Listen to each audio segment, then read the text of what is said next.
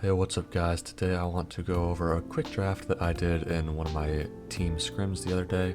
Now this is my primary team that I both simultaneously coach and draft for and play for. So I'm the jungler for this team. It's a pretty high level team, more so than the other team I'm coaching. So I just wanted to take you guys through the draft really quick and what each side did. So I'm not going to go through bans because they're pretty irrelevant, especially in this game. But I'm going to go through the draft here. My team is on red side. So enemy team ends up first picking Ashe. So this is interesting because I think Ashe is still a pretty underutilized champion. People don't think she does a whole lot of damage compared to a lot of other ADCs, but I think she's still a really strong champion. She has long range, she has really good scaling, really good utility, obviously. So I think it's not a bad pick B1, but there are definitely better options that are available. But overall, what we want to do now is not run into that Ashe, and we want to match her range. So on red side, what I end up doing is just instantly picking an Ezreal plus Lux lane. Now you might be thinking, why not pick an enchanter with the Ezreal? You could go, I don't know, a Lulu or a Yumi. Well, it's because Ezreal's not one of those super hyper scaling ADCs like a Twitch or a Vayne or something like that that really needs that kind of support. And we've already established that we want to be matching the range of Ashe so we don't get poked down in the lane phase. So once Ashe is locked in, going a melee support is pretty much out of the question because they're not going to be able to play the game. So we want to pick a support that enables Ezreal's range as well as counters the enemy range, because we know that they're gonna most likely pair a range support with the Ashe. So we don't want to be engaging into that Ashe, and we don't want to have a melee support into a double range lane. That's just devastating. Additionally, Ezreal also has his own mobility capability and his own protection for himself, so he doesn't really need an enchanter to function well. I think Lux and other AP supports like Xerath are completely viable right now and very good in these kinds of situations where you want to match range and scaling, and your ADC doesn't necessarily need that same amount of protection from an enchanter. So enemy team ends up second rotating Milio and Hecarim. Now the Hecarim was pretty interesting here. I don't really know what they're going for here, if they think he's a really strong power pick right now or if their jungler is really comfortable. So that doesn't make a whole lot of sense, especially considering Ashe and Milio don't want to be going in, right? They want to be cutting back and having the enemy come into him, playing more with range and scaling. The Hecarim, yes, scales pretty well, but especially against an Ezreal and a Lux, Hecarim's going to have a really tough time inherently in this game. So I'm not entirely sure what the thought process there was. But anyways, on R3 as an answer into the Hecarim, I go ahead and take the Viego for myself. Now people think, I've mentioned this in a previous video before, people think that Viego has to, dive in to get his resets, when that's not actually the case, especially when a champion like Hecarim is going to be diving on my backline. I can just kind of chill on the outskirts of the fight, peel for my own bot lane, while they cut out the Hecarim and get a reset that way. People need to be playing Viego more like an assassin, where you play with patience, you play with seeing a good angle, a good opportunity with a fight, you pounce on that opportunity, and then you get your reset. You're really in no rush when you play Viego, because as soon as you do get that reset, the fight's pretty much over, assuming nothing has gone horribly wrong. So I think in that sense, Viego's not a really diverse champion, but he does have some diverse capabilities in terms of his play style and being able to play more of a disengage, stand your ground style to get those resets instead of a hard dive engage style. So through the first phase of draft here, we have two advantages for us on red side. One, we outscale, and two, we have a pushing bot lane because Lux is going to be able to outrange and outpressure the Milio. We also have a winning jungle matchup and an outscaling jungle matchup, and Hecarim's going to have minimal usefulness in this game because he has to dive into an Ezreal, Lux, and Viego, which is never going to be optimal for him.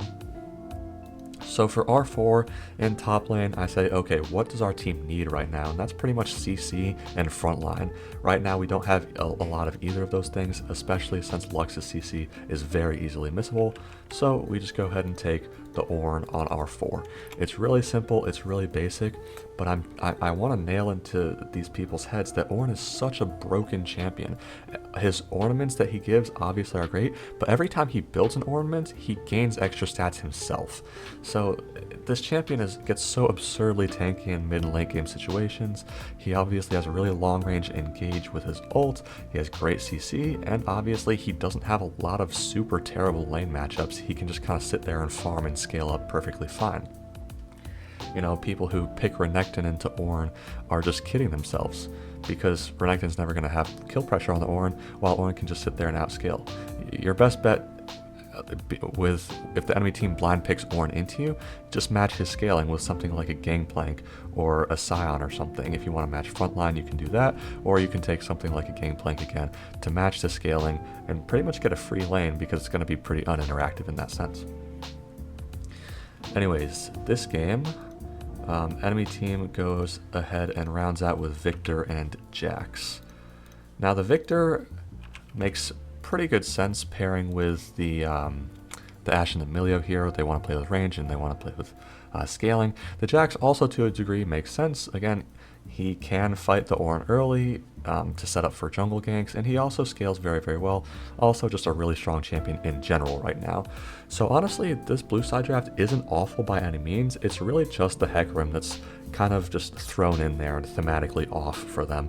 It's really going to put a wrench in their plans, because he's going to be diving into our backline and he's not going to have any follow-up, because the rest of his team wants to play at really long ranges and poke around. Now, for R5, I'm mainly going for more of a utility-focused mid laner here, someone who's a good all-around champion. And when you think about mid laners that are good all-around champions, there's really only one option you can go for, and that is the Orianna. She just got buffed on 13-17. She has a lot more base damage on her W now. I think she has a much stronger laning phase as a result of that, and she scales really well, obviously.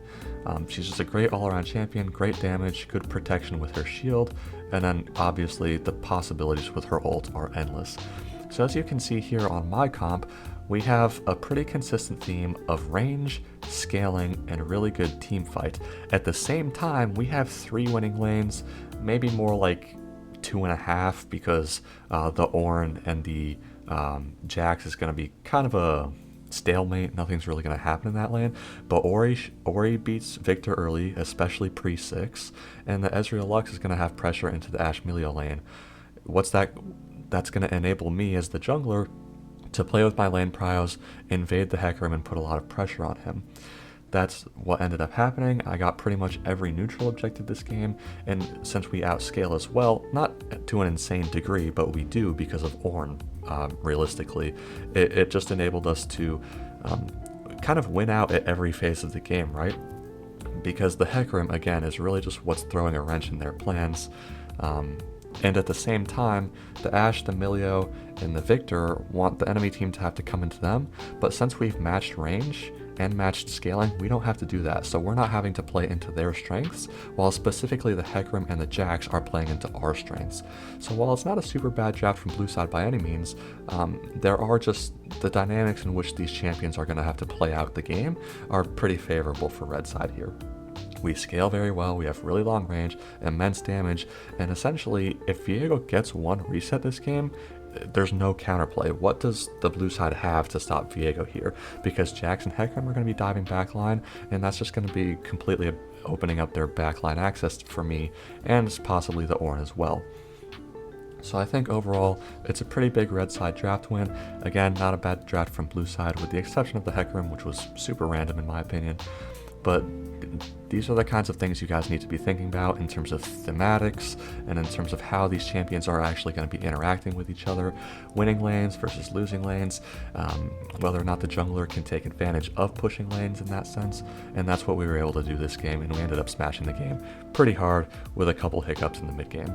But other than that, it was a pretty free win, and I think that was, that was enabled through the draft. So when people say, oh, draft doesn't matter, or it comes down to the player execution, yes, it does come down to the player execution, but when the players go into the game with an advantage through the champions that they have, it makes it that much easier to execute correctly and optimally inside of the game.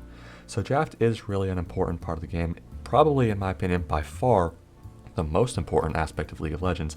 It's a dynamic aspect, it changes every game, and it's very open in terms of creativity. Like, when would you see a Lux support in competitive play in LCS? You probably wouldn't, but there are situations in which these kinds of champions are completely viable, and I think this is a good example of that.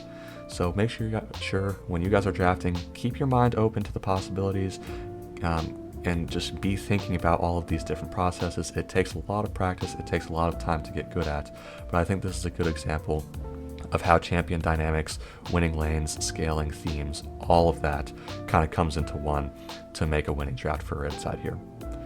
Thanks for watching. See you next time.